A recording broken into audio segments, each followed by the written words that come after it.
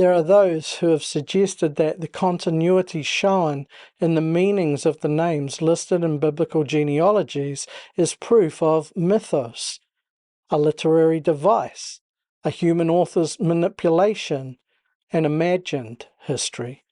But this is not the case. We know that God chose our names from before the creation of the world. Why then, in our attempt to reason away the beauty of God's story, do we reduce to temporary myth that which is clearly eternal design?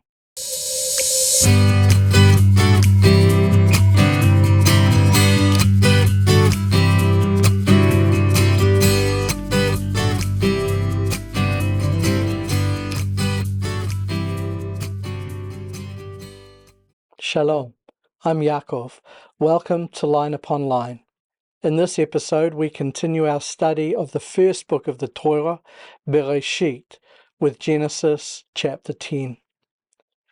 We tend to want to skip over genealogies when reading through the scriptures.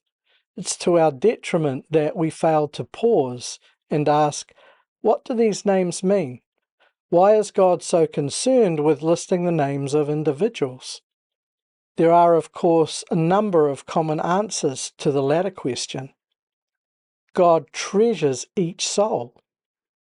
God seems concerned to show us how our lives affect subsequent generations.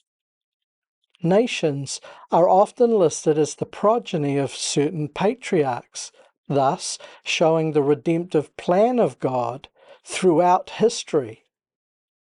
The listing of names is solid proof of an historical document, and so on. These are, of course, excellent parts of the whole answer. However, we rarely take the time to consider each of the names in the genealogies and their Hebrew meanings. One wise rabbi has said we should not seek meaning in every name. Perhaps. However, if Hashem has ordered all things, it stands to reason that all things have meaning. We would be better to say, as Devarim, that is Deuteronomy 29:29 says, that the things that are hidden are unto God alone, and the things revealed are for you and your children. Each of the words and names of the Hebrew text possesses a great depth of meaning, often conveying at very least a darash, a comparative teaching, or a remez, a hint at a less obvious allegorical interpretation. Therefore, in addition to the plain reading of the genealogy and the subsequent historical, spiritual meaning, we're also able to dig a little deeper and glean a wider understanding of God's design and His redemptive purposes for humanity. There are those who have suggested that the continuity shown in the meanings of the names listed in biblical genealogies is proof of mythos, a literary device, a human author's manipulation, and imagined history. But this is not the case. We know that God chose our names from before the creation of the world. Why then, in our attempt to reason away the beauty of God's story, do we reduce to temporary myth that which is clearly eternal design? Yes, the design of an author whose name is Hashem.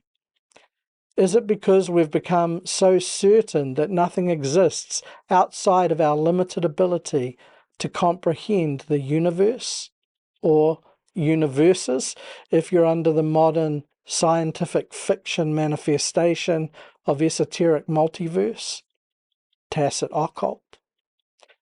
Like rocks at the bottom of a pond, we refuse to believe that the sky exists, despite the fact that the sun's rays shine down through the water to touch us.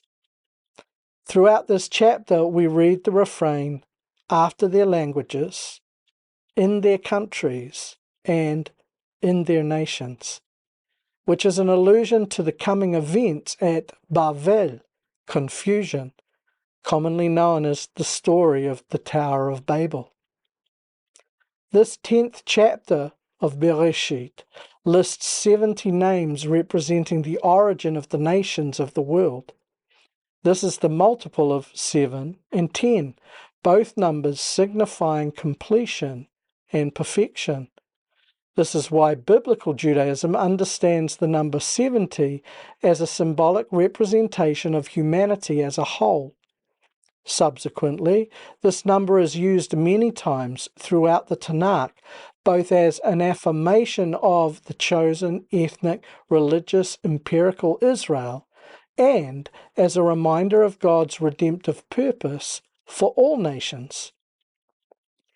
It's important to note that the variations in the corresponding 1 Chronicles 1 genealogy are due to the specific purpose of each of these genealogies. The present text is recording the progeny of the new Adam, that is, Noah, in order to set the stage for the unification and subsequent division of the nations of the world. Whereas the 1 Chronicles 1 genealogy is making a connection between Adam and the patriarch Abraham. Hebrew genealogies often consolidate names and skip generations in order to create a numerical symmetry with the intention of conveying God's meta-narrative rather than being scientifically precise in every detail. The composite identity of Hebrew names, which allows a name to refer to both an individual and a nation, is characteristic of the Tanakh literary style and is particularly common in the book of Bereishit, Genesis. The purpose of this study is not to attempt to draw a connection between these ancient names and their modern descendants, but rather to understand how this genealogy prepares us both for the following chapter and for understanding the nature of Israel's calling as it pertains to her being predestined to be God's chosen people. Additionally, within each set of names we find a redemptive story which conveys God's desire to see all come to salvation through His Son, Yehoshua Melekh, HaMashiach. Before we look at the chapter as a whole, let's take a look at some of the key verses, beginning with Bereishit 10:5, which reads, "By these were the islands of the nations divided in their lands, every one after his language, after their families, in their nations." This refrain provides a geographic, ethnic, political, and linguistic criteria for differentiating between various people groups. Bereishit 10:9 reads, "He was a mighty hunter before the faces of Hashem. Wherefore it said, like Nimrod, the mighty hunter before the faces of Hashem." Both the Rambam and Radak, two Jewish commentators, suggest that prior to Nimrod, there were neither mass conflicts nor reigning monarchs. Nimrod is said to have subjugated the Babylonians until they crowned him, after which he invaded Assyria and built great cities. The text calls Nimrod a mighty hunter, which Rashi interprets figuratively, explaining that Nimrod captivated human beings with his words and incited them to rebellion against God. Nimrod's first conquest was that of Bavel, Babylon, the Hebrew Bavel meaning confusion, which later became the center of the Babylonian Empire, an empire that would in turn attack Jerusalem and take Israel captive. Thus, the Midrashic interpretation sees rebellion as the root of captivity. Bereishit 10:21. "Unto Shem children were born also. He is the father of all the children of Ever, the brother of Yefet." The name Ever is the root for the word Ivrit, meaning Hebrew. Avram is called Ivri, meaning the Hebrew. Both the Hebrew language and the father of the Judeo-Christian faiths has an intrinsic connection to the redemptive message of God's salvation. Now let's take a look at the chapter as a whole in light of the meanings of the Hebrew names listed.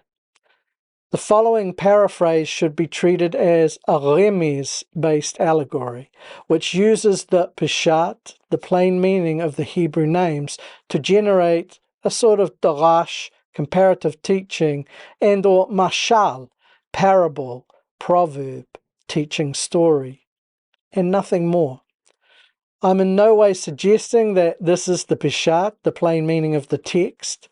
The plain meaning of the text is as an historical account, a literal genealogy of persons post-flood. I've represented the meanings of the Hebrew names to the best of my understanding, and where the names have multiple meanings, I've chosen the meaning that I believe best fits the present text in light of the meta-narrative of the biblical canon, from Bereishit through Revelation. Bereishit 10, verse 1 reads, "This is the story of the comfort of the name, in the midst of searing heat, in the open, after a great immersion." The following verses regard the sons of openness, that is, the sons of Japhet. They are the forebears of the redeemed among the nations. Bereishit 10, verses 2 through 5. Openness gave birth to complete perfection from the heights. Isn't this enough? The supple clay flowed forth, and sowing seed took possession for a special price and desire. And the sons of complete perfection, men sprinkled with scattered fire, spoke against the bone breaker. And the sons of supple clay called out, "My God is salvation," in their search for purity among destroyers. By these were the countries of the world divided in their lands, everyone after his language, after their families, in their nations. The next verses pertain to the sons of Het, that is, the sons of Ham. They are the forebears of the disobedient. Bereishit 10, verses 6 through 20. And the sons of Het, with black countenance, full of darkness and double distress, are enslaved with the bow. And the sons of black countenance, full of darkness, drank wine perpetually, struck as if by a horse's mane, and so they struck back. But the sons of the horse's mane are greatly blessed, and leaning forward. And black countenance, full of darkness, gave birth to rebellion, who began to profane, defile, pollute, and desecrate, in order to become a powerful one on the earth. He was a mighty hunter before the face of mercy. That's why people use the saying, like rebellion, the mighty hunter, defiant in the face of mercy. As a result, the beginning of his kingdom was confusion that lasted a long time and was insidious, dwelling in a fortress of false answers among the young. From the earth he went forward a further step and established a place for an ancient king and a city of wide open streets and vigor. And there was a bridle upon the ancient king and his vigor. His city is one of great anguish, and double distress gave birth to revolution and turmoil, whose descendants were strife, which was answered by waters and flames in the open. And wetlands that were fortified produced a land of sojourners, a cup and a crown. And the slave merchant first gave birth to hunters and terror, and then to one dwelling in the reign of peace, and the prophet dwelling on clay soil, and then the villager, and the one gnawing and suffering, and the one wearing thorns. And then I will break loose and cut off twice the children of my sheep, and the fortress of the waterskins. And afterward the families of the slave merchant were spread abroad, and the territory of the slave merchant covered hunting grounds and the dwelling place of the strong on the way to burning and submersion beneath the red earth, like gazelles diving into a fissure. These were the sons of Het, after their families, after their languages, in their countries, and in their nations. Most of the last verses, with the exception of the very last verse, cover the sons of the name, that is, the sons of Shem. These are the forebears of redeemed ethnic Israel, the chosen Jewish people. Bereishit 10, verses 21 through 31. Unto the name children were born. He was also the father of all the children of the region beyond, the brother who opened the way for a great number. The children of the name are eternal, and step forth from light that trickles from their mother's breast, and through strife they are exalted. And the children of the exalted walked the sand in a circle, and from fear were drawn out, delivered. And light trickles from the breast, and gives birth to new life that goes forward, and new life goes forward and is born again in the region beyond. And unto the region beyond were born 2 sons. The name of one was Division, for in his days was the earth divided, and his brother's name was the Least. And the Least gave birth to that which can't be measured, and drawn forth from the village of death is the Messiah. And the noble, honourable one shall bring a flood, producing a fruitful garden. And he was stripped bare, the one called My Father is God, and was blessed abundantly. And abundance encompassed the desert. All these were the sons of the least, and their dwelling was in freedom and numbers. On a mountain they moved forward. These are the sons of the name, after their families, after their languages, in their lands, after their nations. Finally, we have verse 32, which is the summation of all of the sons of humanity. Bereishit 10:32 reads, These are the families of the sons of comfort, rest, after their generations, in their nations, and by these were the nations divided in the earth after the flood. In the next episode, we'll look at Bereishit, Genesis chapter 11. The Line Upon Line podcast is available on both Spotify and Apple Podcast. If you're tuning in for the first time, please consider subscribing to our YouTube channel, liking and following our Facebook page, and also following us on whatever other social media platforms you use. In addition to this, if you have friends and family who might be interested, please pass on this episode to them. Thanks in advance for your support. I hope you can find time to join me for the next episode. Until then, Shalom b'Shem HaMashiach Yeshua Melekh.